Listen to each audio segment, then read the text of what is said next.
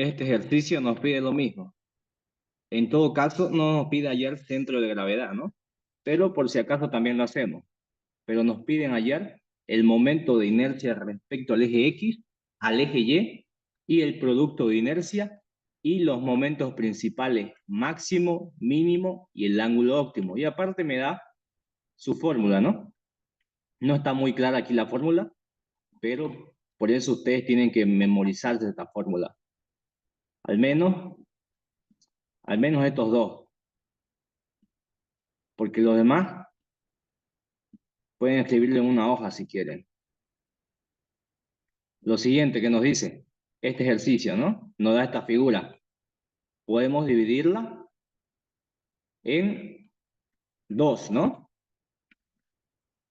Dos figuras puede ser esto. Esta es nuestra figura número 1, todo este cuadrado. Y el semicírculo de adentro, nuestra figura número 2, ¿no? Nuestro elemento número 2. Y aquí solamente tengo dos figuras, dos elementos. Primero, siempre, ¿no? Hallo el área, hallo el centro de gravedad respecto al eje X de cada figura y el centro de gravedad respecto al eje Y de cada figura. De la figura número 1, del elemento número 1, tomamos un punto. Desde nuestro punto 0, hallamos coordenadas simplemente, ¿no? En el eje X me dice, el centro de gravedad de nuestro elemento número 1 se encuentra en XG, base sobre 2, a la mitad, ¿no? Entonces puedo decir, aquí, base sobre 2. ¿Base cuánto es? Es 20. 20 entre 2 es igual a 10 centímetros en el eje X. En el eje X de nuestra segunda figura, ¿qué me dice la figura número 2? Es un semicírculo. Un semicírculo echado en el eje X, ¿cuánto vale? Aquí. Esto es lo mismo que esto. En todo caso, la que tengo aquí. Es lo mismo. Me dice que en el eje X va a estar a 0. O sea, va a estar en el mismo punto del centro de gravedad respecto al eje X. Va a estar en medio. Entonces digo lo mismo. El centro de gravedad de nuestra figura número 2 se encuentra al medio, ¿no? En el eje X se encuentra aquí en medio. Ya, pero nosotros queremos respecto al punto 0. Respecto a este punto, ¿a cuántos centímetros se encuentra? Se encuentra a el radio, ¿no? En todo caso, si el diámetro es 20 centímetros, el radio es la mitad, 10 centímetros, ¿no? Respecto al punto 0, el centro de gravedad se encuentra a 10 centímetros respecto al eje X. Pongo 10 centímetros. La siguiente, nos olvidamos el área, ¿no? El área, sabemos de un cuadrado, viene siendo base por altura, ¿no? ¿La base cuánto es? De nuestro elemento número 1, la base es 20, la altura es 20, ¿no? 20 por 20 es igual a 400. De la número 2, el área. Sabemos que el área de un círculo viene siendo pi por radio elevado al cuadrado. Y la mitad del círculo viene siendo simplemente la mitad de pi por radio elevado al cuadrado, ¿no? Pi por el radio sabemos que es 10 centímetros, elevado al cuadrado, dividido entre 2, eso me da igual a 157,08 centímetros cuadrados. Ya tenemos el área, el centro de gravedad respecto al eje X, ahora hallo el centro de gravedad respecto al eje Y. Respecto al eje Y, se encuentra desde mi punto 0, desde aquí, se encuentra de nuestro elemento número 1, me dice la fórmula a altura sobre 2, la mitad, ¿no? ¿Cuánto es la altura de mi elemento número 1? sabemos que es 20. 20 dividido entre 2 me da 10, ¿no? 20 dividido en... Aquí. 20 dividido entre 2 en el eje Y se encuentra a 20 sobre 2, ¿no? La altura sobre 2. La altura es 20 dividido entre 2. Se encuentra aquí, de nuestro elemento número 1. Se encuentra a 10 centímetros respecto al eje Y. Respecto al eje Y de nuestra segunda figura o segundo elemento, me dice aquí la fórmula que respecto al eje Y se va a encontrar un poco más arriba, ¿no? De su radio, se va a encontrar a 4/3 radio sobre pi. Pongo aquí la fórmula. El centro de gravedad se va a encontrar a, primeramente sabemos, ¿no? Desde nuestro punto cero, vamos hacia un extremo de la figura. Desde ahí, sabemos que el centro de gravedad se va a encontrar un poco más aquí de radio, ¿no? A 4/3 radio sobre pi, es esta distancia. Entonces, desde aquí hasta aquí, ¿cuánto nos falta? No hay una fórmula, ¿no? Para eso, solamente nos da una fórmula desde radio hasta un poco más aquí del radio, de la figura. Eso vale 4/3. Entonces, en vez de tomar hasta un extremo de la figura, voy a tomar todo. Me paso. Hasta ahí tengo 20 centímetros, ¿no? Esos 20 centímetros me pasé del centro de gravedad que está aquí. Entonces, ¿ese valor cuánto es? Es 4/3 radio sobre pi. Entonces puedo decir 20 menos 4/3 radio sobre pi. Pongo aquí 20 menos 4/3 radio. ¿Cuánto es radio? Es 10 centímetros, ¿no? Radio entre pi. Eso es igual a 15,75. Aquí yo ya lo calculé. Ustedes pueden, si quieren, verificar eso. Es 15,75 centímetros, ¿no?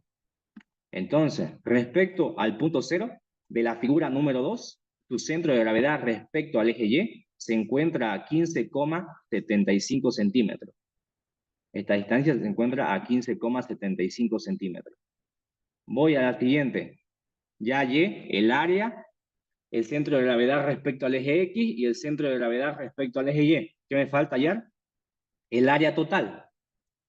Sabemos que el área total es igual a el área 1 menos el área 2. En todo caso, ¿por qué voy a restar? Porque esta área 2, la que tenemos aquí, viene siendo un área vacía, ¿no? O sea, que no es parte de mi elemento. Esta área 2, o elemento número 2, no viene siendo parte de mi elemento. Por eso digo, el área 1, todo este cuadrado, y resto el área 2. Y así tengo 400 menos 157,08 me da igual a 242,92 centímetros cuadrados. Ya tengo el área total, 242,92. No se olviden, se restan los elementos vacíos que no son parte de mi pieza. Ahora hago el centro de gravedad respecto al eje X, ¿no? XG. ¿Qué me dice la fórmula de XG? Que XG va a ser la sumatoria de cada área por cada X dividido entre el área total. Entonces digo, XG es igual a el área número 1, que es 400 por X1, ¿no? 400 por 10. 400 por 10 pongo. Menos, ¿por qué? Porque es un área vacía el elemento número 2, ¿no? No quiero el centro de gravedad de un elemento vacío, que no forma parte de mi pieza. Entonces digo, menos, lo resto. Menos el área número 2, 157,08 por el centro de gravedad respecto al eje X, ¿no? Por 10. Todo eso dividido entre el área total. El área total es 242,92. Y XG me sale que es 10 centímetros. Ya tengo XG. Voy a hallar YG. YG, eso es igual a... Sabemos que la fórmula de YG me dice que es igual a la sumatoria de todas las áreas por todas las Y dividido entre el área total, ¿no? Digo, área 1 por Y1, 400 por 10, ¿no? 400 por 10, menos, ¿por qué? Porque es un elemento vacío, menos 157,08 por 15,75, ¿no? Dividido entre el área total, el 242,92. Y eso me da igual a 6,28 centímetros. O sea, que el centro de gravedad respecto al punto cero se va a encontrar a 10 centímetros del eje X y a 6,28 centímetros del eje Y, ¿no? Por aquí. Entonces, el centro de gravedad está aquí de toda la pieza, ¿no? Se encuentra en este punto.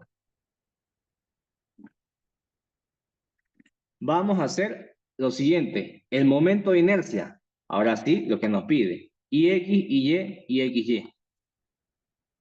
IX.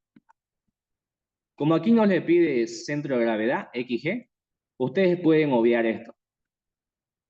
Pero sí o sí necesitan hallar esto, ¿no? Cada área, cada X, cada Y. ¿Para qué? Para momento de inercia. Pero si no les pide XG ni YG, pueden obviar todo esto y no hacerlo. Voy. Momento de inercia respecto al eje X. Eso es igual a, sabemos que de nuestra primer figura, por la fórmula sabemos, ¿no? El teorema de Steiner me dice que IX va a ser igual a, el momento de inercia respecto al eje X va a ser igual a el momento de inercia de cada elemento o de cada figura que tengo, más el área de cada figura por el centro de gravedad respecto al eje Y elevado al cuadrado. Eso me dice el momento de inercia respecto al eje X. Voy, digo, IXG de nuestro elemento número 1. IXG de nuestro elemento número 1, que viene siendo un cuadrado, me dice que IXG es base por altura al cubo sobre 12. Pongo la base, que es 20, la altura, que es 20, elevado al cubo, dividido entre 12, ¿no? Más que el área número 1, porque es mi elemento 1 que estoy calculando. El área número 1 es 400, más 400 por Y elevado al cuadrado. Y elevado al cuadrado, voy, y Y elevado al cuadrado es 10, ¿no? 10 elevado al cuadrado. Menos, este es parte de mi elemento número 1. Voy al elemento número 2. Menos, ¿por qué? Porque es un elemento vacío, ¿no? O sea, tengo que restar el momento de inercia de ese elemento vacío para hallar el momento de inercia de la pieza en sí, de la pieza que estamos usando.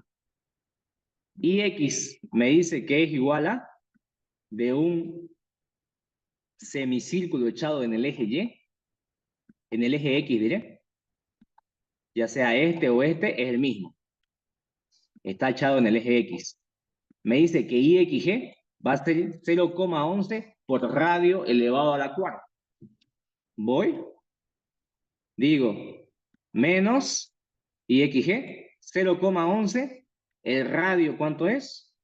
Es 10 centímetros, ¿no? De nuestro elemento número 2. Su radio es 10 centímetros. Por 10 elevado a la cuarta. Más el área número 2 por Y elevado al cuadrado, ¿no? El área número 2, que es 157,08 por 15,75, ¿no? Y por 15,75 elevado al cuadrado. Simplifico todo eso y me dice que el momento de inercia respecto al eje X es igual a 13.267,68 centímetros elevado a la cuarta. Nunca se olvide su unidad, centímetro elevado a la cuarta. Tengo Ix, voy a hallar Y. Y me dice que es igual a el momento de inercia de cada figura más el área de cada figura por el centro de gravedad respecto al eje X, ¿no? A lo volcado, ¿ves? Entonces digo, Y es igual a nuestro elemento número 1, que es un cuadrado. Entonces YG me dice que es altura por base al cubo, ¿no? Simplemente vuelco el IXG. Altura 20 por 20 elevado al cubo. Simplemente vuelco esto, ¿no? Pero estos son los mismos. 20 por 20 elevado al cubo, dividido entre 12, más el área número 1, que es 400, ¿no? El área número 1 es 400 por el centro de gravedad respecto al eje X. Al eje X de nuestro elemento número 1 es 10, más 400 por 10 elevado al cuadrado. Y X parecen lo mismo, ¿no? Son los mismos en mi elemento número 1. A veces no van a ser lo mismo. En este caso es una coincidencia. Menos el elemento número 2, porque el elemento número 2 es un área vacía, ¿no? Un elemento vacío, que no pertenece a mi pieza. Menos el momento de inercia respecto al eje Y de un elemento echado en el eje X. El momento de inercia respecto al eje Y de una figura en esta posición me dice que es pi radio elevado a la cuarta dividido entre 8. Pongo pi por radio. ¿Cuánto es el radio? Es 10 elevado a la cuarta entre 8, ¿no? Más el área número 2, que es 157,08 por el centro de gravedad respecto al eje X, ¿no? Centro de gravedad respecto al eje X, que es 10 elevado al cuadrado. Simplificando, Y me da 33.698,34 centímetros elevado a la cuarta. Ya tengo Ix, tengo Y. ¿Qué me falta? Hallar IXY, ¿no? El momento de inercia. El producto de inercia, diré. IXY sabemos que es igual a la fórmula igual a la sumatoria de todas las áreas por todas las X por todas las Y. En todo caso digo 400 por 10 por 10. 400 por 10 por 10, ¿no? Área 1 por X1 por X2 por Y1, diré. Menos, también aquí, se tiene que restar el producto de inercia de un elemento vacío, menos el área 2 por X2 por Y2, ¿no? 157,08 por 10 por 15,75. Y eso me da un valor de 15.259,9 centímetros elevado a la cuarta. Ya tengo el producto de inercia, tengo el momento de inercia respecto al eje X y al eje Y. ¿Qué me falta? Los productos principales, ¿no? Máximo y mínimo. Voy y digo, para hallar estos productos principales de inercia, necesito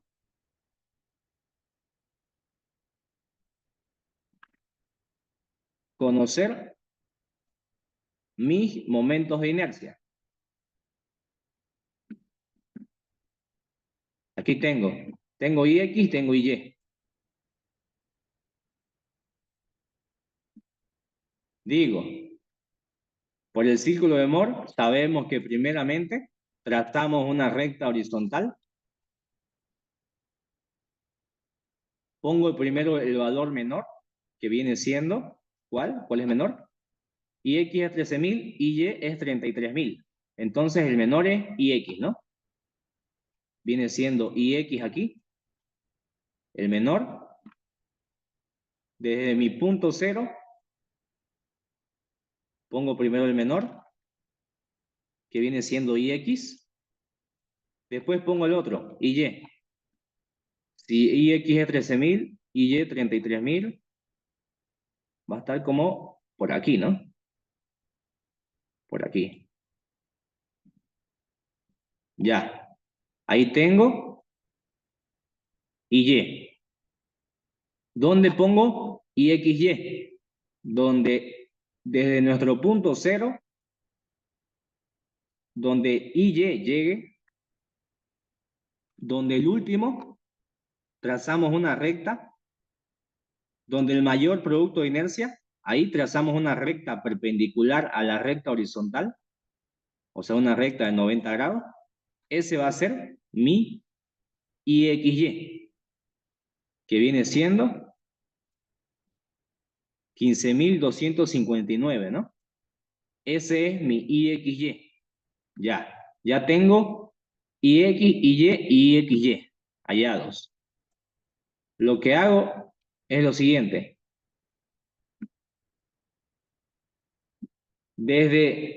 Tengo que hallar aquí el valor, ¿no? ¿Cuánto es esta distancia? Sabemos que esa distancia es IY menos IX, ¿no? En todo caso estaría 33.698,34 menos 13.267,68, ¿no? Eso vendría siendo IY menos IX, ¿no? Este valor de aquí. Y si eso yo le saco la mitad, tendríamos aquí un valor y aquí otro valor, ¿no?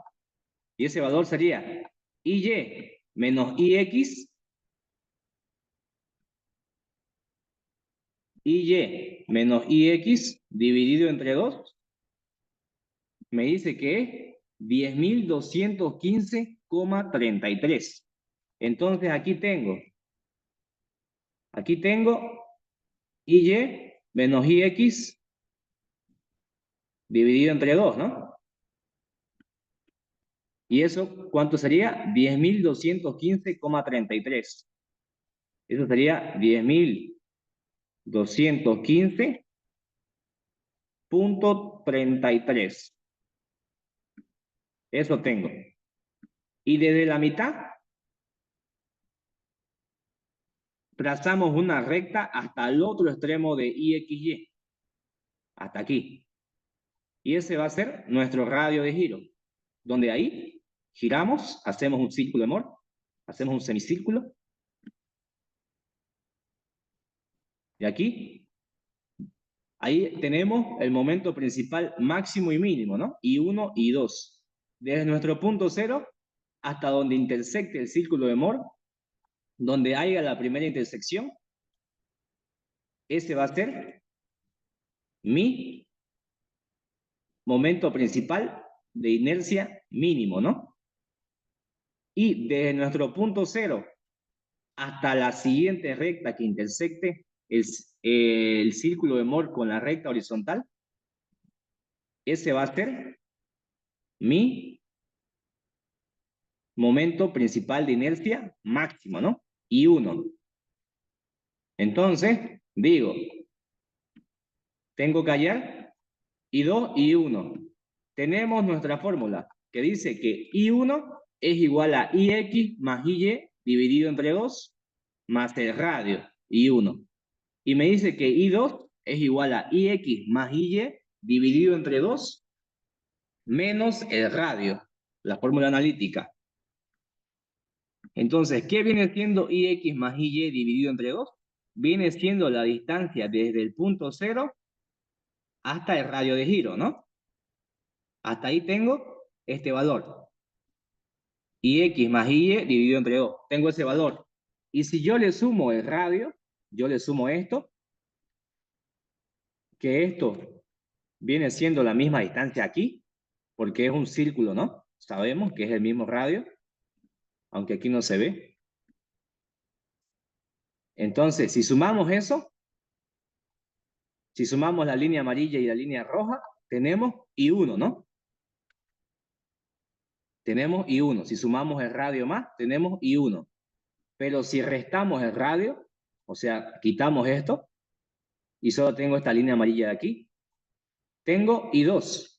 Entonces puedo decir que ese IX más IY dividido entre 2, que me da desde el punto 0 hasta el radio, simplemente le resto el radio de giro y voy a tener I2. Ya, tengo ahí. Espero que hayan entendido eso. Entonces, como tengo el valor de IX, tengo el valor de IY, pero aún me falta el valor del radio, me falta el valor. Fíjense que aquí simplemente forma un triángulo rectángulo, ¿no? Donde R viene siendo el radio de giro y de un triángulo rectángulo viene siendo la hipotenusa, ¿no? ¿Y cómo hallamos este valor?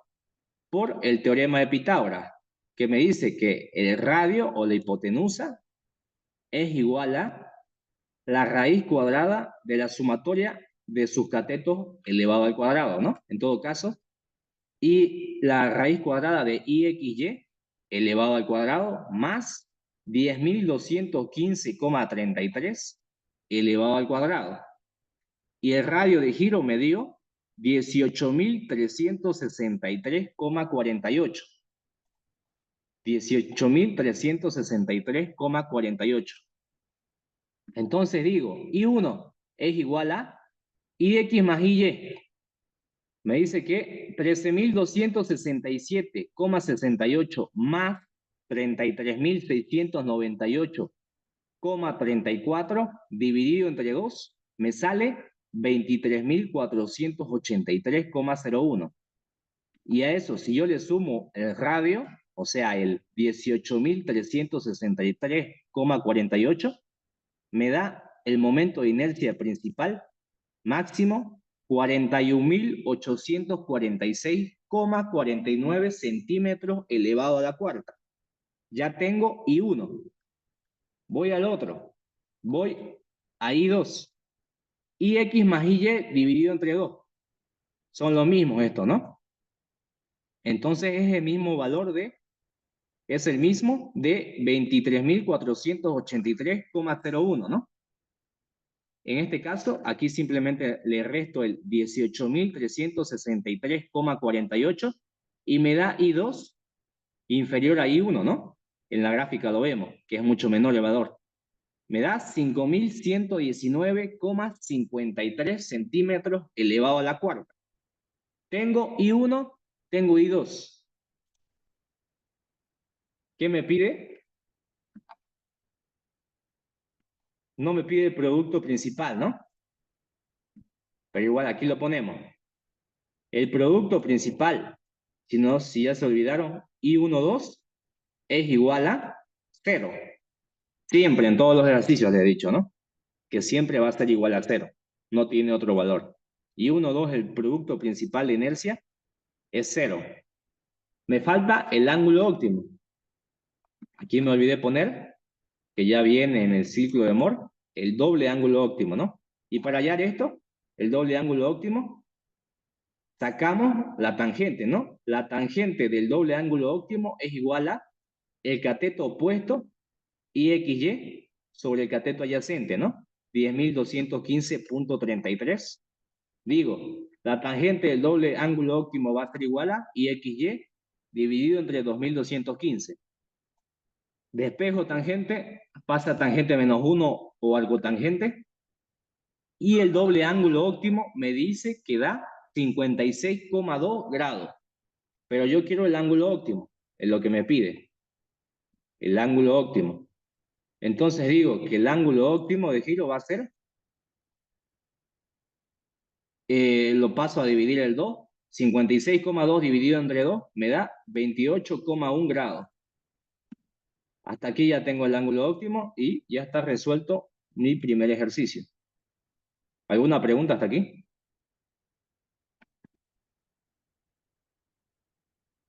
No. Ya, continuando. Continuando con el otro ejercicio, el diagrama QNM, me pide, ¿no? Aquí, hacer el diagrama QNM muy diferente a lo que me dice, ¿no? A la determinación estática, al cálculo de reacciones, y recién el inciso C viene siendo diagrama QNM, ¿no? Pero saber también que para hallar el diagrama QNM necesito saber las reacciones, ¿no? El valor de las reacciones. Y en principio necesito saber si se puede hacer este tipo de cálculo. Y para eso comenzamos como siempre. La determinación estática de los apoyos de este tipo de ejercicio, la fórmula viene siendo R igual a C más 3, ¿no? Donde R viene siendo el número de reacciones. Primero identifico. Aquí ya me da 2 puntos. En el punto A me dice que existe, es un apoyo de primer orden, ¿no? Va a existir un B sub A, ¿no? En el punto B va a existir es un apoyo de segundo orden, existe un B sub B y un H sub B, ¿no?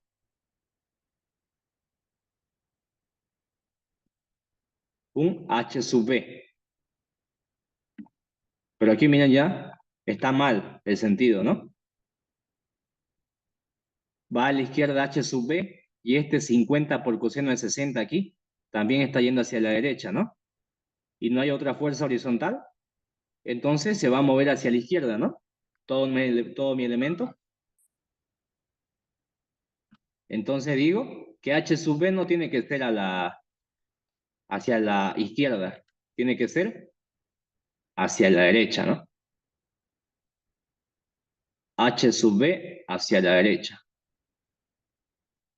Entonces hago la determinación estática. R, ¿cuántas reacciones tengo? Tengo B sub A, tengo B sub B y tengo H sub B. Tengo 3 reacciones. Eso es igual a el número de articulaciones. No hay un G1 ni G2 aquí, entonces las articulaciones son 0, ¿no? Más las 3 ecuaciones de equilibrio. Entonces digo que 3 es igual a 3, entonces el sistema es isostático. Puedo calcularlo. Voy al inciso B, el cálculo de reacciones. Hago sumatorio horizontal igual a 0. Tengo HB hacia la derecha, ¿no? Entonces es más HB. Y esta descomposición se descompone por 50 por coseno de 60, ¿no?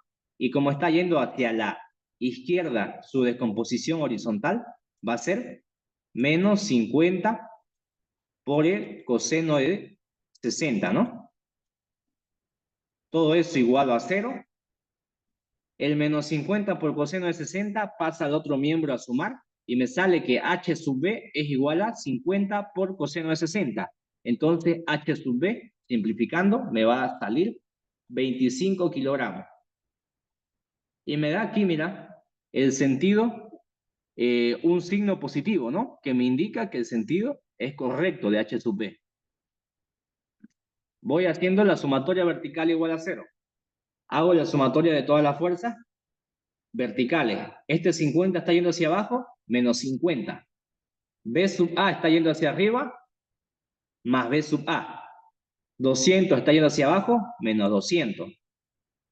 Esta carga distribuida, sabemos que es 10 kilogramos por cada centímetro, por donde se encuentra toda esa carga, se encuentra en 50 centímetros. 50 centímetros.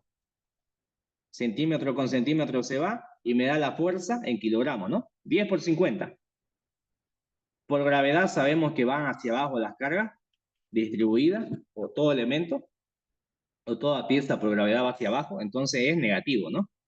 Menos 10 por 50. Menos 10 por 50. B sub B va hacia arriba, más B sub B por, más B sub B. La siguiente, la descomposición vertical de 50 kilogramos. La descomposición vertical es 50 por el seno de 60. Negativo, ¿no? Porque está yendo hacia abajo la fuerza vertical. Menos 50 por el seno de 60. Todo esto igual a 0. Despejo B sub A y B sub B. Todos estos valores me dan menos 793,30. Más B sub A más B sub B. Igual a 0. Despejo B sub A más B sub B va a ser igual a 793,30. Ya tengo mi ecuación número 1 para hallar las reacciones verticales, B sub A y B sub B. Hago sumatoria de momentos para hallarlos, ¿no?